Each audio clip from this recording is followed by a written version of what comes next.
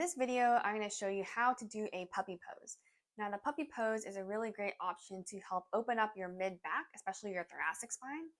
And very important too if you tend to be more hunched over and you want something to help open up your chest, your shoulders, and just your posture. So we're going to start on your hands and knees. And you're going to walk your hands a little bit more forwards and drop your chest towards the ground as you think about dropping your mid back and your midsection towards the ground. Now you want your butt to be really sticking up into the air.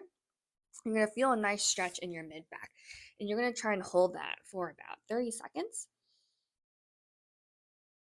Good. If that's too intense for you, you can also go onto your elbows and then really thinking about dropping into your mid back. This is one of my favorite stretches, just feels really good after sitting at a computer for a long time, or if you are a breastfeeding mom or a breastfeeding person and you are having a lot of shoulder or mid or upper back pain, this is also really great. Perfect. So that is how you do the puppy pose. If you have any questions, feel free to link or drop a comment below.